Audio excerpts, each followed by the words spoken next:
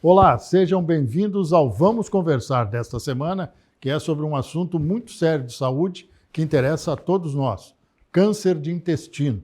Eu estarei aqui na presença do médico Guilherme Moreira Buchen, que é coloproctologista, uma especialidade cirúrgica do assunto, e vamos tratar de um dos cânceres mais difíceis de serem diagnosticados. Mas prestem atenção neste dado. O Instituto Nacional do Câncer diz que a cada ano do triênio 2026 até 2028, 3.400 casos novos de câncer de intestino serão diagnosticados a cada ano. Mas esse número é muito maior, né, doutor? Seja bem-vindo. Bom, primeiramente, muito obrigado pelo convite. É um prazer poder estar aqui conversando um pouco desse assunto que a gente gosta tanto, que é o câncer de intestino, né? E é importante estar aqui agora no mês de março, justamente o mês de março, que é o mês mundial da campanha de prevenção ao câncer de intestino, justamente promovido por grandes organizações de saúde em função desses números que cada vez nos espantam mais e aumentam mais. No Brasil, nós sabemos que nós temos deficiência em coleta de dados, então os números eles costumam ser subestimados, né? Então, certamente, a gravidade e a frequência da doença é maior ainda do que relatado. Quer dizer que não são notificados realmente, há uma subnotificação, é isso? Nós temos uma dificuldade de dados no Brasil. O Brasil é bastante heterogêneo, né? Com realidades diferentes em determinadas regiões, em realidades diferentes em pequenos hospitais, dos interiores. Então, muitas e muitas pessoas acabam tendo vindo a óbito sem uma causa realmente esclarecida e, por vezes, os dados se perdem. Se a gente analisar sob o ponto de vista risco, há um dado de 28,3 casos novos a cada 100 mil habitantes, dentro dessa estatística que o senhor acaba de dizer que não é tão fidedigna assim.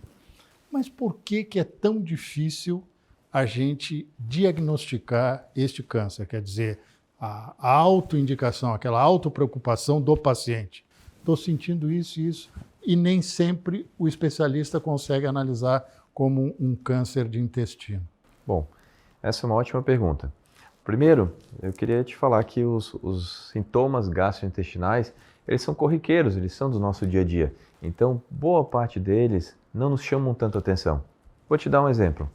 Um dos principais sintomas do câncer já estabelecido pode ser um sangramento anal ou muco nas fezes. Quem tem sangramento anal ou muco nas fezes, antes de pensar na possibilidade de um câncer, vai pensar que tem uma hemorroida ou alguma doença do tipo. E ele perguntar isso. Exatamente. Quando a gente fala de um outro sintoma importante, as dores abdominais, estufamento, etc. Então, se a gente for pensar que toda e qualquer pessoa que tem dor abdominal, estufamento, uma alteração do ritmo do intestino pode ter um câncer de intestino, você pensa quantas pessoas que não devem ficar preocupadas com seus sintomas. Então, verdade. Os sintomas do câncer de intestino, inicialmente, quando ele começa a aparecer, são sintomas que eles têm uma interação muito grande com sintomas do dia a dia, com sintomas que você, com muita frequência vamos achar que são sintomas normais. Eu comi alguma coisa, olha, estou incomodado com a minha hemorroida ou algo do tipo. Tem alguma avaliação clínica que leve a contemplar esse caso?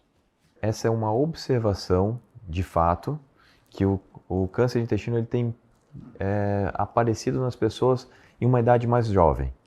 Tanto que, falando agora da campanha também, a campanha de prevenção, anteriormente ela se iniciava a partir dos 50 anos e o paciente ele precisaria fazer uma colonoscopia a cada 10 anos a partir dos 50 anos. Tendo em vista esses dados, essa prevenção agora ela começa aos 45 anos, de 5 em 5 anos, justamente por essa aproximação a idades mais jovens. O porquê que isso tem acontecido é um grande ponto de interrogação. Ainda não se tem uma explicação lógica do porquê isso tem acontecido. Sabe-se que vivemos hoje um ambiente mais estressante, a nossa alimentação é uma alimentação mais rica Em fast food, embora tenha melhorado ultimamente, a alimentação tem sido cada vez mais uma preocupação das pessoas, mas ainda não é uma realidade de todos. Se alimentar bem custa caro.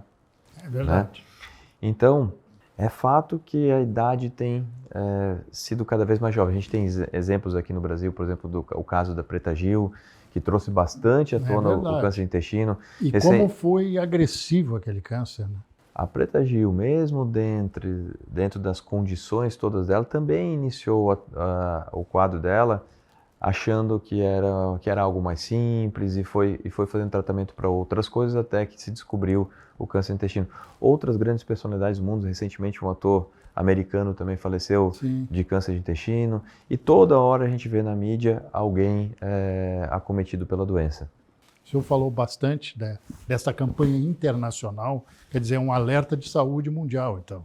Nós estamos falando disso. Mas tem também alguns aspectos que podem levar ao indivíduo falar, por exemplo, da colonoscopia. Já tem gente que se arrepia, nem sabe o que é, mas se arrepia. Por 2 fatores. O medo e talvez alguma coisa relacionada ao custo. É para ter medo desse exame que pode ser feito de 10 em 10 anos, como o senhor colocou? Bom, quando se fala em proctologista, não é um médico que as pessoas gostam de ir, convenhamos. Exatamente. Para quem não sabe, qual é o proctologista? É um médico especialista nas doenças do ânus, reto e intestino. Então, procurar o proctologista já não é algo corriqueiro. Já não faz parte da agenda das pessoas para que o próprio proctologista possa alertá-los. Olha, você tem que fazer a prevenção. Claro, existem outros médicos envolvidos, os gastros, né? Os próprios urologistas, ginecologistas, geriatras, que também têm esse dever de trazer à consciência das pessoas aqueles exames que, digamos, são check-ups, que todas as pessoas precisam fazer. E dentro desse check-up, a colonoscopia ela ocupa hoje um papel fundamental dentro do rastreamento de doenças a partir dos 45 anos. Então a colonoscopia, ela gera um medo, mas a partir do momento que a pessoa faz a primeira colonoscopia, de modo geral, ela quebra esse estigma. Porque a colonoscopia é um exame que é feito sob sedação, o paciente está dormindo, ele na maioria das vezes vai virar para você e falar, pô, o exame já acabou, meu medo era tudo isso? Agora, o desconforto maior da colonoscopia e o que afasta algumas pessoas do exame é o preparo do exame. Então, o preparo do exame consiste em 1 dia ou 2 dias anteriores ao exame, conforme o protocolo de cada clínica, tomar alguns laxantes para limpar o intestino. Algumas pessoas tiram isso de letra, outras pessoas interpretam aquela dieta e o uso daqueles laxantes como algo bastante restritivo, querem desafiador. Me incomodar a vida. Exatamente.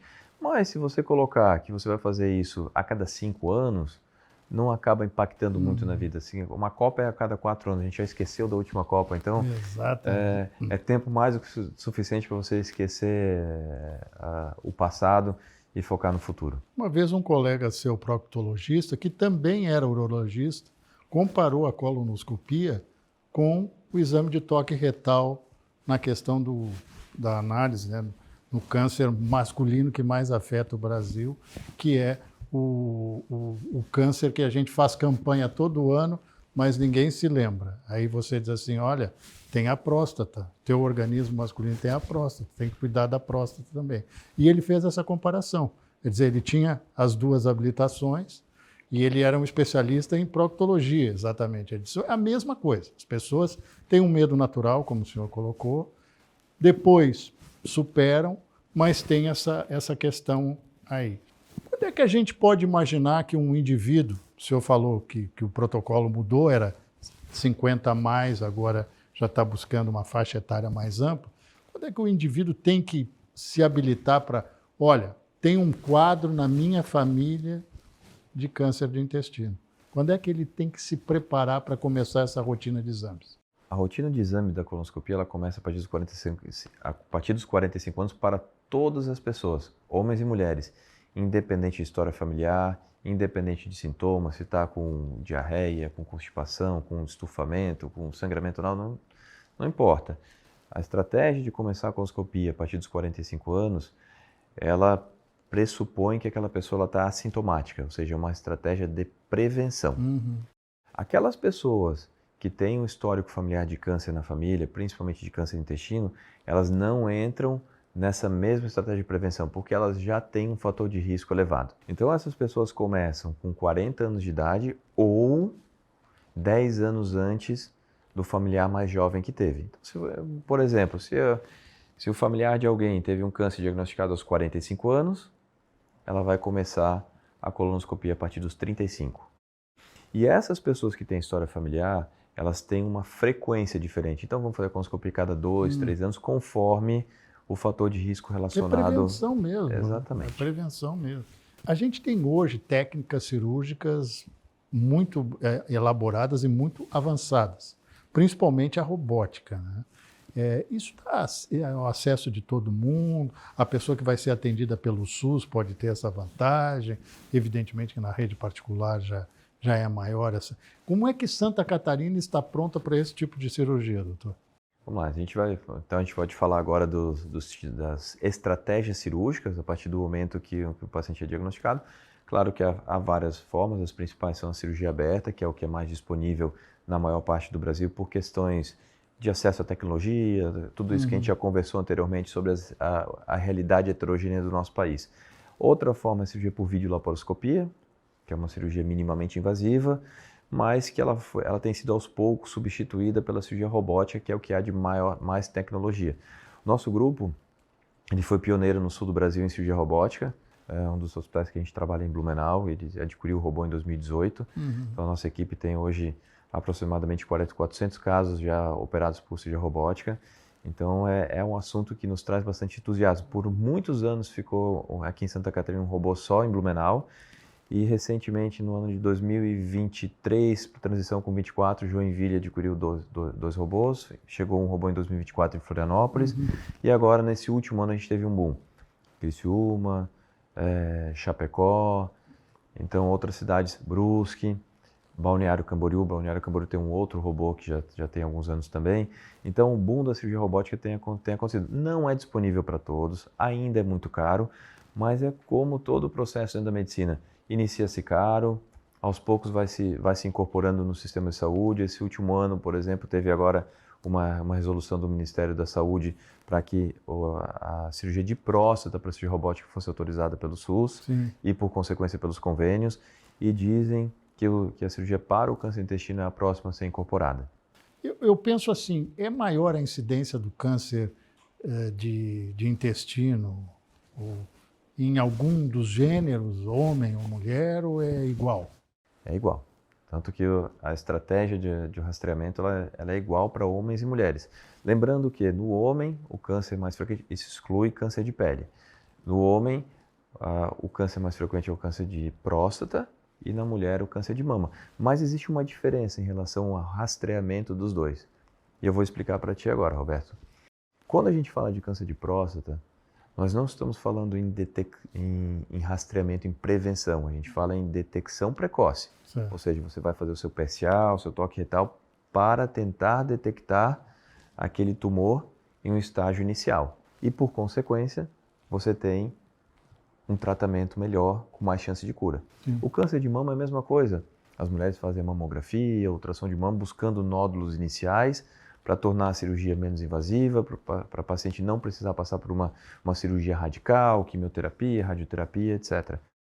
No câncer de intestino, nós temos uma prevenção real. Por que é uma prevenção real? O câncer de intestino ele começa a partir de uma verruguinha pequena chamada pólipo, que ela vai crescendo, crescendo, crescendo ao longo dos anos, até virar um câncer. Estima-se que para uma verruguinha virar de 1 centímetro até um câncer, a gente tem 8 a 10 anos de tempo. Então é detectável. É por esse motivo que a gente faz a colonoscopia. A gente faz a colonoscopia de prevenção para detectar os pólipos, que são lesões benignas, retirá-las na colonoscopia, que a gente consegue tirar elas pela colonoscopia, e impedir a progressão para o câncer. Então há uma diferença entre o câncer de mama e de próstata, que faz um rastreamento de detecção precoce, do câncer de intestino, que a gente tem uma prevenção real. O câncer de intestino eu comparo ao câncer de colo de útero, que as mulheres vão ao ginecologista para fazer o exame de Papa Nicolau. Papa Nicolau justamente é para detectar algumas lesões precursoras, impedir que elas avancem para virar o câncer de colo de útero. O Dr. Guilherme Moreira Buchen, que é médico coloproctologista, como já disse, é mestre em cirurgia e professor adjunto da Universidade Regional em Blumenau. O senhor é membro da Sociedade Brasileira de Coloproctologia e também, acabou de citar, né, atuante na área de cirurgia robótica. Nesses últimos anos, avançou bastante esse tratamento contra o câncer de intestino? Eu não tenho a menor dúvida, avançou e muito, a tal ponto que em casos iniciais ou nem tão iniciais assim, as chances de cura elas são maiores que 90%. E em boa parte dos pacientes que a gente trata hoje com cirurgia e com técnicas cirúrgicas adequadas, o paciente sequer precisa de quimioterapia pós-operatória. Isso é importante falar, porque é engraçado que algumas pessoas elas têm medo de procurar o exame, têm medo de fazer o rastreamento, porque têm medo já da cirurgia que vai acontecer ou do tratamento que tem por aí. Então eu prefiro não descobrir nada, para não ter que sofrer mais à frente. Mas isso é um grande erro, porque o câncer de intestino, cedo ou tarde, ele vai dar o sinal. Não esqueçamos que o intestino é um encanamento. Para a gente fazer uma analogia. E é por onde sai toda a depuração do nosso organismo. Se a gente deixar uma lesão crescendo lá dentro, assim como em qualquer encanamento, cedo ou tarde vai entupir. Então, ou a pessoa antecipa um problema e tenta descobrir antecipadamente, ou vai descobrir da pior forma possível. É verdade, é verdade. E posso te interromper, Roberto? Claro, por favor. E essa é uma estatística interessante. 30% dos tumores de intestino no Brasil, eles são descobertos em unidades de emergência com pacientes justamente entupidos, obstruídos, que é o termo correto. O cara está constipado. Constipado, e isso não vai acontecendo do nada. Essa constipação, ela vai dando sinais, a pessoa vai percebendo que o ritmo do intestino vai mudando. Mas esse é um alerta importantíssimo, porque muita gente diz assim, da minha família. O pessoal dá uma travada, dá uma segurada, tem um problema de ir aos pés, né? E aí, na realidade, já pode ser um indício da presença do câncer, é isso? Exatamente. Então, um dos sintomas principais que a gente chama atenção é a alteração do hábito intestinal. A alteração do hábito intestinal é justamente isso. Claro que há pessoas que são constipadas a vida toda. E, de repente, aquela pessoa começa a ir no banheiro demais.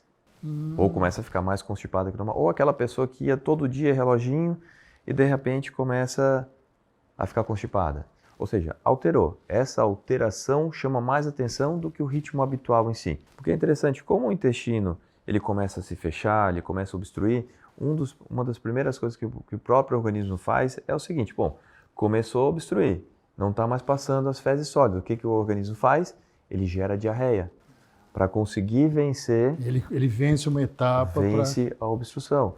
Então, a diarreia, ela também é um sinal de que o intestino está tentando vencer uma lesão. Estão anotando aí, gente, diarreia, ou mesmo aquela pessoa que está constipada lá, que não vai aos pés, não vai ao banheiro, tem que ficar atenta para essa questão do câncer de intestino. É interessante. Quais são os problemas que derivam deste câncer do intestino? Porque a gente está falando de atacar a causa, né? Mas, digamos assim, a pessoa não se trata. Tem esse problema, evidentemente, da evacuação, mas em que outras áreas do corpo dela esse problema pode ser sentido também? Bom, em uma doença avançada, aí várias partes do corpo podem acabar sentindo, porque essas doenças avançadas podem levar a tromboses vasculares nos membros inferiores, podem levar à insuficiência hepática, porque essa doença ela pode se alastrar, que a gente chama de metástase, e acometer o fígado ou o pulmão, que são os principais locais, mas pode ter acometimento do sistema nervoso central. Então, a partir do momento que você perdeu o controle de uma doença local e ela virou uma doença sistêmica, N outros sintomas podem surgir. Mas aí, essa pessoa, Roberto, já perdeu o timing de um tratamento curativo. Essa é a questão, né? Hoje em dia, é fácil o acesso pelo SUS a esse tipo de tratamento, doutor? Tem melhorado muito. E isso é um trabalho feito em cada cidade. Eu tenho minha base maior em Blumenau, atuo aqui em Florianópolis também no Hospital Bahia Sul, então aqui em Floripa eu tenho uma atividade mais privada do que pública, ao contrário de Blumenau. Mas em Blumenau, todos os anos, a convite de um ilustre vereador, nós vamos à Câmara de Vereadores e juntos nós construímos nesses últimos anos estratégias de acesso à colonoscopia e melhorou muito lá em Blumenau. Nós tínhamos umas filas de 5 anos para a colonoscopia, então há alguns problemas de financiamento, porque a responsabilidade da colonoscopia é uma responsabilidade da atenção primária de saúde, ou seja, uma responsabilidade de custo do município. Ao passo, Roberto, que se um paciente é diagnosticado de câncer, o custo não é do município, o custo é do Estado. Sim. Então há um certo problema de núcleo de financiamento um pouco complexo, porque se o Estado economiza prevenindo, teoricamente, ele investiria mais em colonoscopia. Como o custo do tratamento do paciente de câncer ele não vem do município, o município não investe tanto em prevenção. Então, a partir do momento que... São erros burocráticos, né? Erros burocráticos, mas que custam caro. Muito. Porque se eu sei que eu vou economizar, porque custa caro um paciente diagnosticado com câncer, no mínimo, a estatística brasileira é que a partir do momento que foi diagnosticado, um paciente custa R$70 mil, se tudo deu certo. Se tudo der certo. Se não precisar de quimioterapia, se precisou só da cirurgia, se esse paciente não precisou de um afastamento muito longo, né, do INSS, ele já custa isso. Uma colonoscopia não custa ao Estado mais que R$500. Então, evidentemente, e tem a própria Assembleia Legislativa de Santa Catarina tem anotado essas questões pontuais de não só um mês de referência para o tratamento de doenças mais graves, principalmente o câncer, mas também fazer essa campanha de conscientização com a pessoa, porque parte muito da pessoa, né? Não é o histórico familiar, não é a questão, mas eu sei de casos, por exemplo, de gente que se atentou para o problema sabendo da história de um amigo, de um conhecido, que ficou nessa situação e de repente, opa, eu às vezes sinto isso, eu acho que está na hora de eu fazer a mesma questão, vamos rastrear isso. Isso é importante, né, doutor? O que é o mais comum. Quando o medo se aproxima da nossa casa, do nosso trabalho, é que a gente acaba prestando um pouquinho mais de atenção.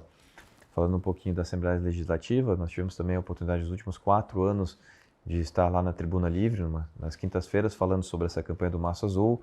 Gentilmente, fomos convidados também a falar nas mesas sobre saúde dentro da Alesc. Esse ano foi um outro grupo, um grupo que nos representou muito bem lá dentro da Alesc também, para estabelecer novas políticas públicas. Mas eu queria lembrar também que não é a colonoscopia o único método de rastreamento. Claro que quando a gente fala de um setor privado, é o mais eficiente, é o que é considerado o padrão ouro, embora muitas pessoas ainda façam sangue oculto nas fezes mesmo no sistema privado. Mas no sistema público, o exame mais solicitado para o rastreamento, para a prevenção, é o sangue oculto nas fezes, que é um exame muito mais barato, muito mais acessível, que o médico da unidade básica de saúde já costuma pedir com alguma frequência. Claro que isso depende de cada médico que está lá em cada unidade de saúde, mas a partir do momento que uma pessoa faz o sangue oculto nas fezes todos os anos e ela é encaminhada para a colonoscopia a partir de um sangue oculto nas fezes positivo, essa pessoa também tem um rastreamento de qualidade. Então não é só a colonoscopia, porque é claro que mesmo que o sistema ele seja eficiente, não vai ser possível fazer colonoscopia em todo mundo. Então verdade. Tem que existir um outro método de rastreamento populacional de grande escala num país como o Brasil. Fatores parasitórios, a famosa Taenia solium, podem gerar também esse câncer no intestino? De modo geral, geram sintomas parecidos, mas não são causas do câncer de intestino. É porque eu estava lendo um estudo que tentava ligar, mas todos os proctologistas que se manifestaram disseram, não é, foram na sua linha aí de raciocínio. De modo geral, não. Mas é como o senhor disse, os mesmos sintomas, sangramento, né? Pode provocar o entupimento da evacuação da pessoa, e por aí vai. Exatamente. Doutor, o senhor trabalha especificamente em Blumenau. Existe algum fator étnico ou de gênero? O senhor já disse que não, que homens e mulheres, mas algum fator étnico que predispõe alguma descendência africana, europeia ou nossa mesmo, americana, de ter uma propensão maior a ter esse câncer de intestino ou isso é injustificado ainda? Existe uma tendência às populações mais desenvolvidas desenvolverem o câncer coloretal em maior número. Então, a estatística brasileira, justamente, é que a região sul e sudeste são mais acometidas pelo câncer de intestino do que as regiões norte, nordeste e centro-oeste. Da mesma forma, quando estudos populacionais de grande porte são vistos, as populações africanas elas têm menos câncer de intestino do que a população americana e europeia. Então, há uma tendência principalmente relacionada ao nível socioeconômico de um determinado É a local. alimentação, né?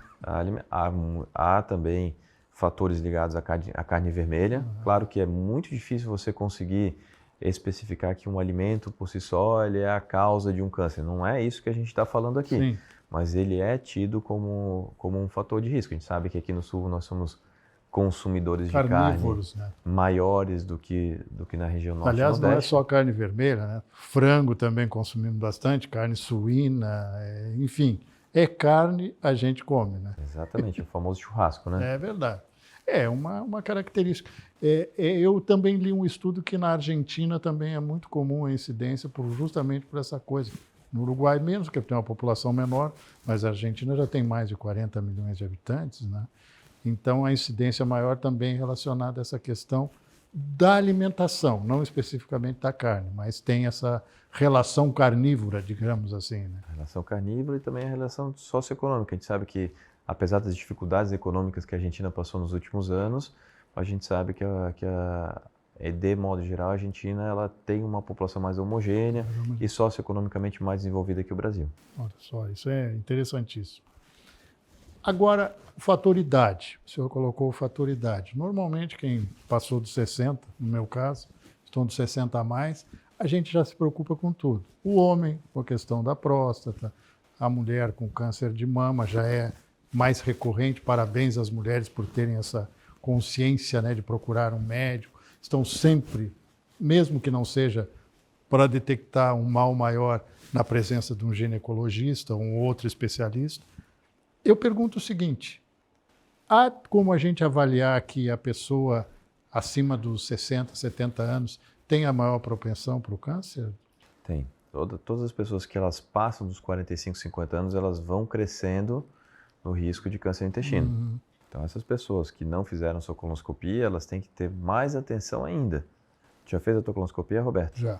Então, aqui a gente está tranquilo em termos de prevenção. Não tão tranquilo, que faz algum tempo já. Já serviu de alguma coisa na nossa entrevista. Não, é verdade, é verdade. Mas a gente tem que mas é importante essa coisa de alertar, porque no Brasil é recorrente que o indivíduo normalmente procura o atendimento médico e o especializado, como o do senhor, quando ele já está numa situação de debilidade. Ele já passou do grau de... Não estou dizendo que a pessoa vai identificar um câncer e tal. Essa é a grande importância de campanhas como o Março Azul. Claro, se não fosse o Março Azul, eu não estaria aqui conversando contigo.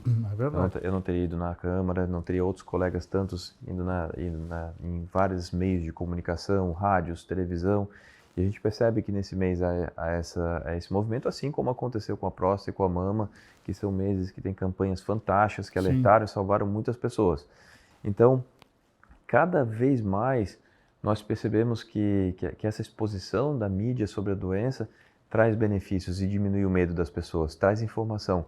Então, é nítido que há anos atrás, eu comecei minha atividade na área em 2010, é nítido que inicialmente o processo de solicitação de uma colonoscopia era quase um processo de convencimento da pessoa. Estou aqui pedindo o exame, que dar uma forçada. Te convencendo que tem que fazer o exame. Hoje, essa estatística ela é mais de observacional do dia a dia do que uma estatística real, mas 20% das consultas do dia de um proctologista, de um gastro, são de pessoas demandando a colonoscopia. Interessante. Olha, eu vim aqui porque a minha colonoscopia foi realizada já há 5 anos, eu estou aqui para fazer. Olha, eu tenho 60 anos, eu nunca fiz uma colonoscopia, eu queria vir aqui para fazer uma colonoscopia.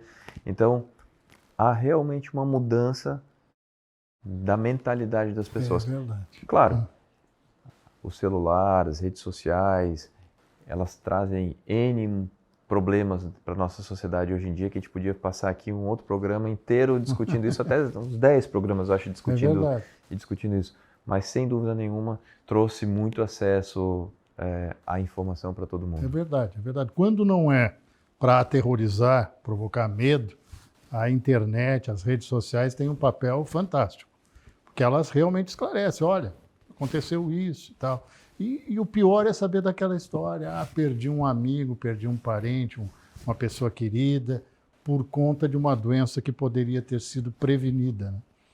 A prevenção é tudo, né, na área de medicina. Para as nossas considerações finais, doutor Guilherme Moreira Buchen, o que dizer para esse nosso telespectador que assiste hoje, tranquilizá-lo e, ao mesmo tempo, fazer esse chamamento para ficar atento a este março azul? Bom, realmente a grande mensagem aqui é que o câncer de intestino é um câncer evitável, uma causa de morte evitável. Então, se você fizer a sua colonoscopia ou sangue oculto nas fezes, você tem a oportunidade de detectar uma lesão benigna, retirá-la antes de progredir para o câncer. E esse é o grande motivo pelo qual nós estamos aqui, para trazer essa informação para as pessoas, para fazer com que as pessoas percam o medo. Se você for fazer uma colonoscopia, se você fizer um sangue oculto nas fezes, você não necessariamente vai sair lá com aquela pastinha da colonoscopia com diagnóstico de câncer. Você vai sair, na maior parte das vezes, com o diagnóstico de um pólipo, que é uma lesão benigna, que foi retirada, que impediu a progressão para uma doença mais grave e, por consequência, que tenha que ser submetido a uma cirurgia e outros tantos tratamentos que são desconfortáveis para todo mundo. Muito obrigado pela presença, doutor Guilherme Moreira Buchen, nosso médico aqui, coloproctologista. Eu não conhecia a especialidade, eu conhecia proctologista, mas coloproctologista fui apresentado agora. Você vê, 41 anos de profissão aprendendo, né? Isso que é bom. Doutor, muito obrigado pela presença, espero que essa campanha seja realmente um sucesso e que não só conscientize, mas também sensibilize as pessoas para essa condição de estar sempre pronto para ser atendido por um profissional da área de medicina para resolver qualquer problema de alteração na sua saúde. Vamos nos conscientizar. Obrigado. Eu que agradeço. Eu acho que essas campanhas realmente conscientizam, ajudam, educam, informam, e essa é a grande mensagem. Se eu puder já ter influenciado de alguma forma as pessoas que nessa sala estão, já valeu a minha mensagem. Mas eu tenho certeza que bastante outras pessoas vão conseguir nos escutar e, quem sabe, a gente possa impactar a vida de alguém. Nós voltamos na semana que vem com mais um Vamos Conversar aqui na TV Alesc. Grande abraço, até lá.